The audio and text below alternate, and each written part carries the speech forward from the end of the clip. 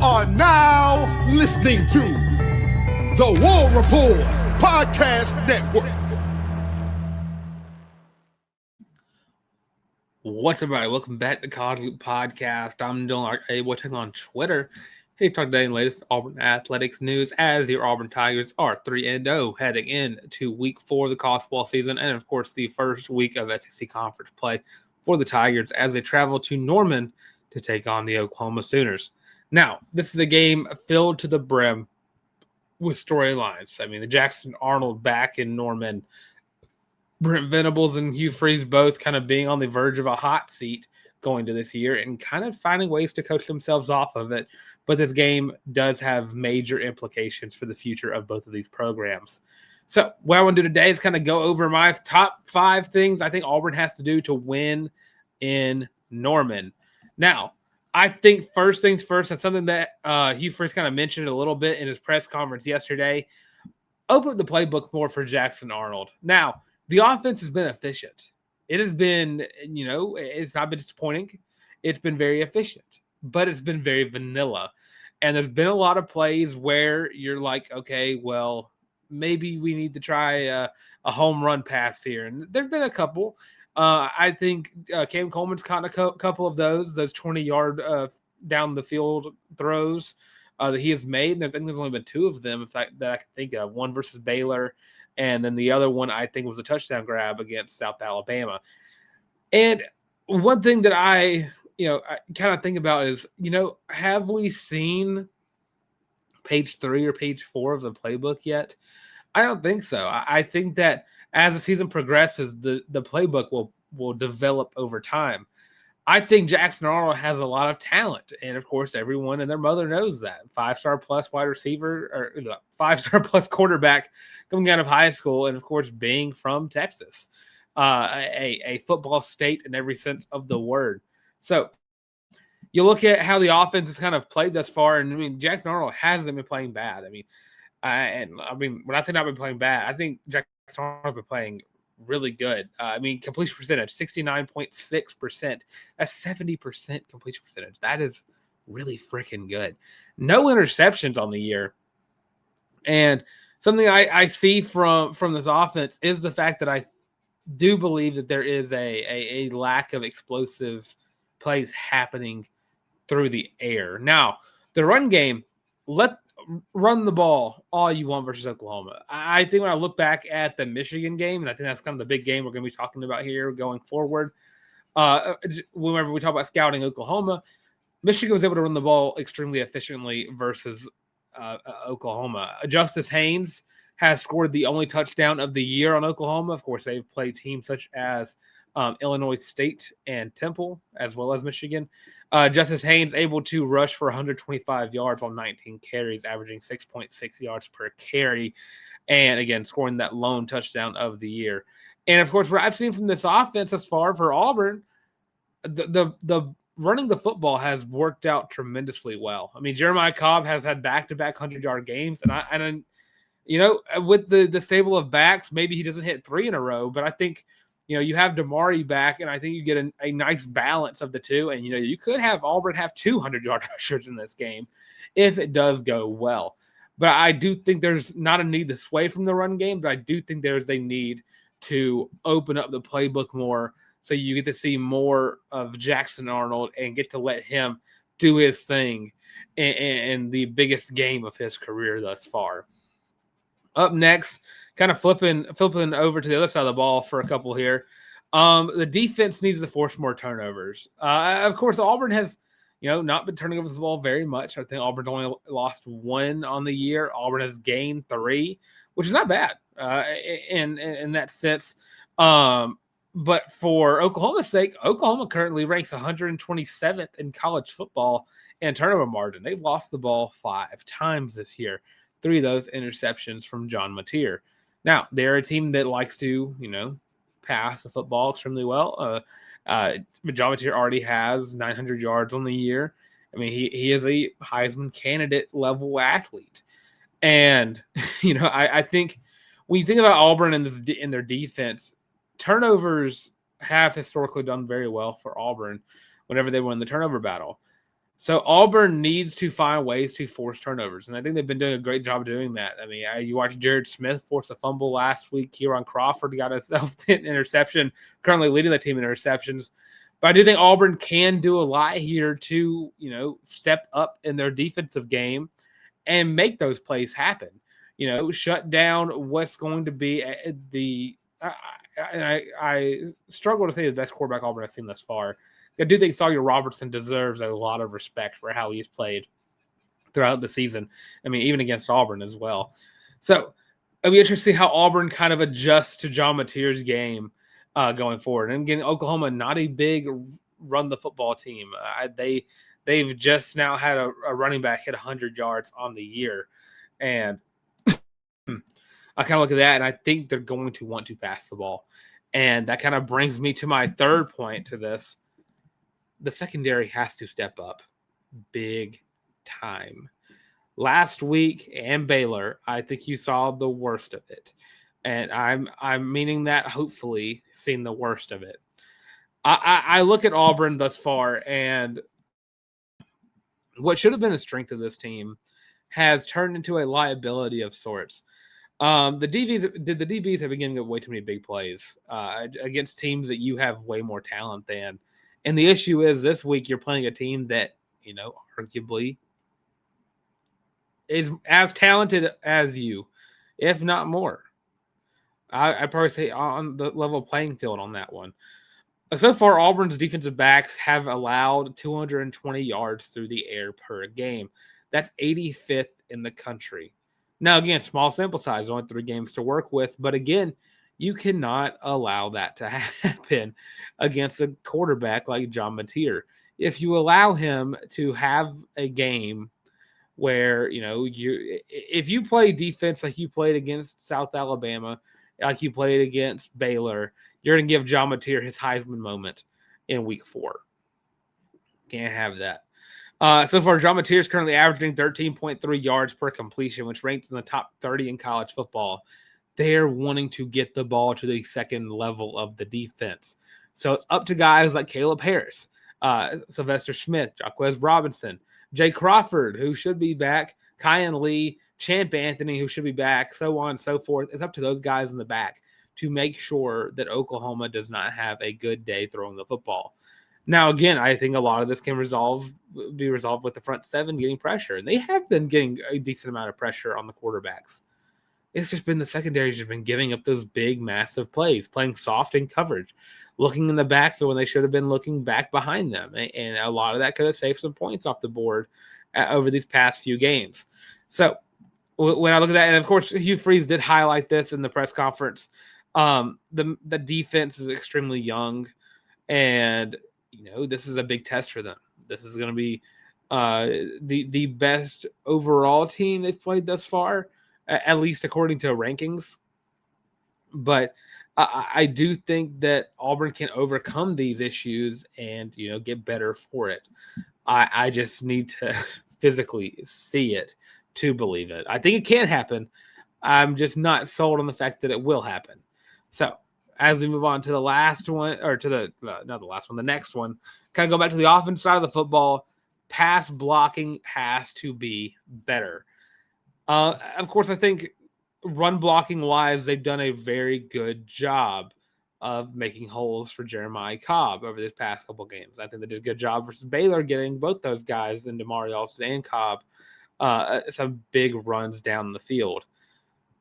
But pass blocking has left a lot to be desired, especially if you look back at that 5-sack game that Ball State had. Can't happen in the SEC.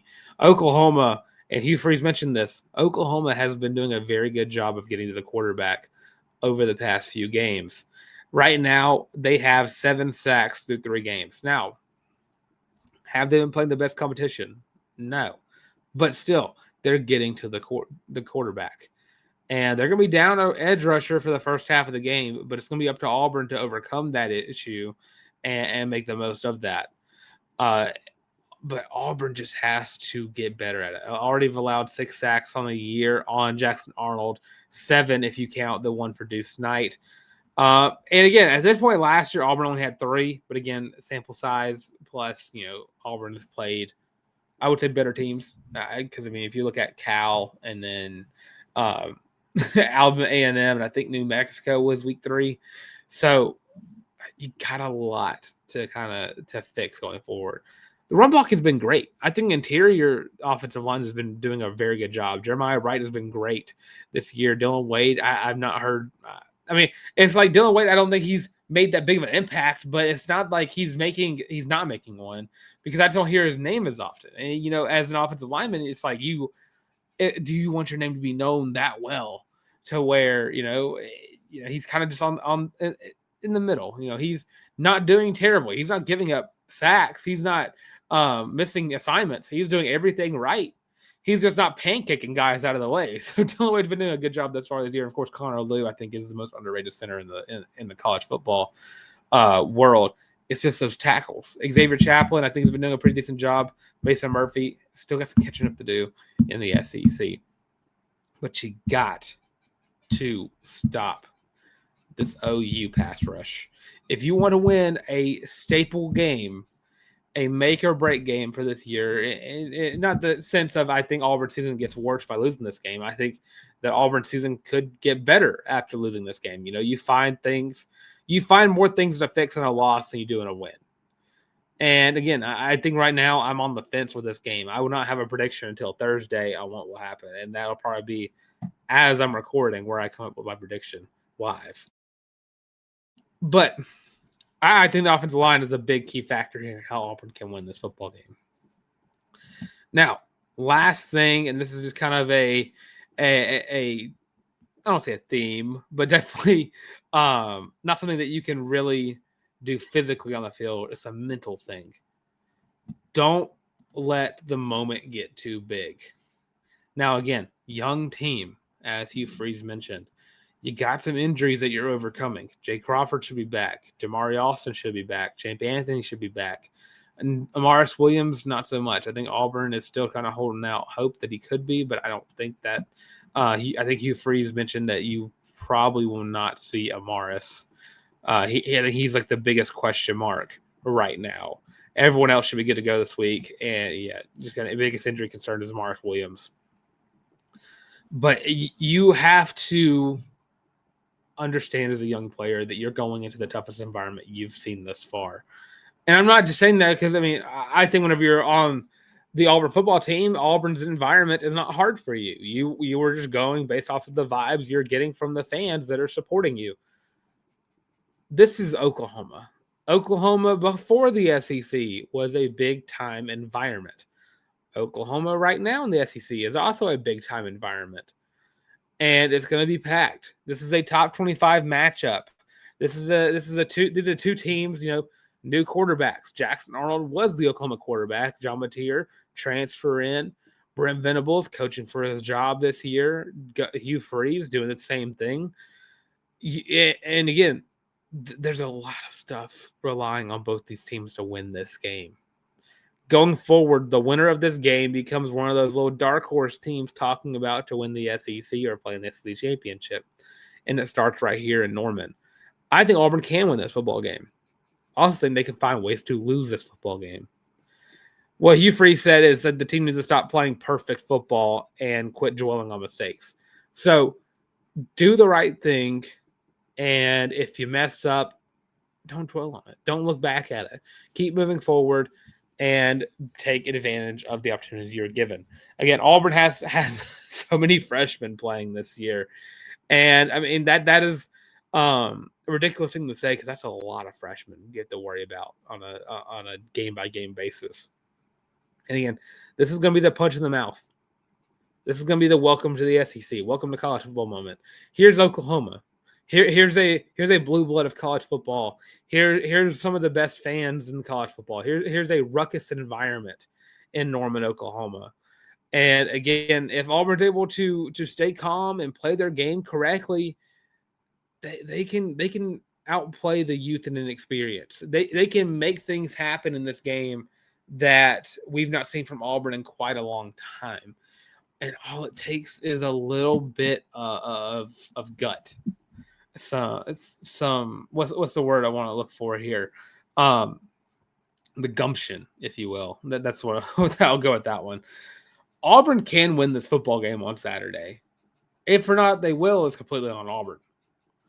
I think talent-wise, I do think Auburn kind of fits in with a lot of it. I think, Auburn has the edge wide receiver-wise. I think defensively, the front seven, you got to look at that, and you can go either way. Secondary, right now, I'm going to have to go with any team but Auburn. Offensive line, I think you can go tie there. Quarterback, that's going to be the big question here. Running back, I think, does favor Auburn. But quarterback, it's going to be this battle that's going to be the big one to watch. I think if Auburn can play their brand of football and find ways to develop their game and excel in what they're wanting this team to be, Auburn can walk out of this game the most confident an Auburn team has been since 2019. And I could even say 2017. I could say 2013. This team has a lot of talent. And of course, the SEC is wide open. You make some games like this happen in your favor, Auburn becomes a odds favorite for a couple of things. I don't think national championships, but definitely spots available for them to grab. All you gotta do is win this game. And I don't even want to say comfortably. I think a 10-point or a 3, 6, 7-point win gets the point across about Auburn. And I think even going into the A&M game, beating Oklahoma here gives you a lot of momentum going to A&M game. A&M also a very good football team and has another quarterback that you're gonna have to rely on your defense to find ways to shut down. Marcel Reed is an absolute behemoth. I think he's one of the more underrated quarterbacks in college football. Hot take. And then let's talk about Oklahoma. Marcel Reed is the best quarterback currently in Texas. College football wise, Marcel Reed is the best quarterback in Texas. And I'll leave that for next week to talk about that. But again, I think John Mateer is going to be a tough guy to stop. Again, those passing yards, average yards per completion is no joke. They want to get the ball down the field. Auburn secondary has to step up big time. Auburn's front seven needs to continue to play at a high level. Offensive line needs to find ways to shut down the pass rush. And Jackson Arnold, keep the ball safe, as you have been doing all season long. A lot of credit to you for that. But also find ways to make plays. And in that sense, I don't mean, run out of the pocket and run backwards 25 yards and try to find a guy down the field and, throw an errant throw. I mean, if the pass you want is not there, if your second option is not there, it's already been a couple of seconds, get the ball out. Either run it or throw that thing out of bounds. I think this is not the time for a magician. And again, if it happens, it happens, and sometimes it works. I mean, Bo Nix beat LSU in Baton Rouge because of some magician tricks that he was pulling, the absolute wizardry that is Bo Nix. But if you go into this game and you keep the ball safe and you're able to make plays whenever they're given to you, Auburn can win this football game.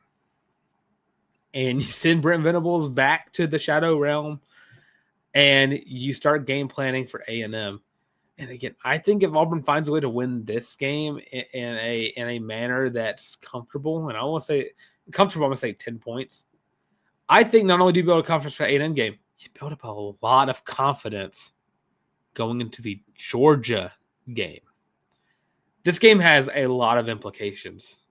And again, it goes back to my point. You can't let the moment get that big. Don't look ahead, which I don't think Auburn's going to look ahead in this game. From here on out, until, I guess, like Mercer, I don't think Auburn has an opportunity to even look ahead. Because I look down that schedule, I mean, I can't say that I think Georgia is better than expected. They're definitely either on par or a little underwhelming or, defensively at least. A&M is good. Oklahoma has been so far so good. Missouri has been better than expected. Arkansas has been better than expected. Kentucky is Kentucky. Vanderbilt's been better than expected. I mean, this game, helps build your resume so much, and then you have so many ranked opponents next to have to deal with. So, again, I think Auburn has an opportunity to make their season happen that they want to happen by winning this football game and playing football the right way. Keep the ball safe, making plays, and for the love of God, finding a way to not give up big plays through the air. Auburn can do that. They can win this football game. But that's going to do it for my College League podcast. Of course, I'm Dylan Edwards on Twitter. Of course, check out the new logo. New logo's up there, right there in the top right corner. Super sick logo. Love it to death. Highlighting basketball as well. I had to update it. So, also, Auburn basketball, new uniforms are out, and they're sick. If you don't like their uniforms, you're a weirdo. Sorry about it. You're a weirdo if you don't like Auburn's new basketball jerseys. Loving Nike so far. The merchandise, leaving a lot to be desired, but the uniforms on the field are very sick. Just need them to start stepping up their game in the merch game. Where was I at? With that being said, it's tuning into the College League podcast. Don't forget to like, comment, and subscribe. Of course, we're getting so very close to that 1,000 subscriber margin. I think we're on pace to get it this football season, which is super cool. And of course, the rebrand has happened. I think, unless I missed something, everything has the new logo. I think it's actually TikTok does not, but everything has the new logo. Understand the logo in the comment section below. Give me your early predictions on Auburn at Oklahoma. I think right now the spread's in Oklahoma's favor. I'm not a betting man, so I just like looking at spreads. Just look at spreads. Let me not get caught looking at NFL scores right now. But of course, I think the edge right now is in Oklahoma's favor. But again, this is a big time game, and I don't even know the kickoff time. I've been so busy trying to think of this, how Auburn can win it. I've not even looked at the time that's being played at, and I can't even find it. Is the issue? Does Auburn even play this weekend? ESPN. Where's Auburn? Where? All right, search bar time. This is way too much work. 2:30 p.m. CST at Oklahoma. Oklahoma currently stands as a 6.5 point favorite. So Auburn is a touchdown underdog. And again, implications. Thanks for tuning into some College League podcast yet again. Of course, check us out on every social media platform, especially right here on YouTube. Make sure to subscribe to the channel so we can hit 1,000 subscribers. Got a new outro for y'all. Can't wait for y'all to hear it. But of course, I'm Larck. I will take on Twitter. I'm on Instagram as well. I don't like DYLNLARTK. And of course, that being said, thanks for tuning into the College League podcast yet again. And as always, War Eagle.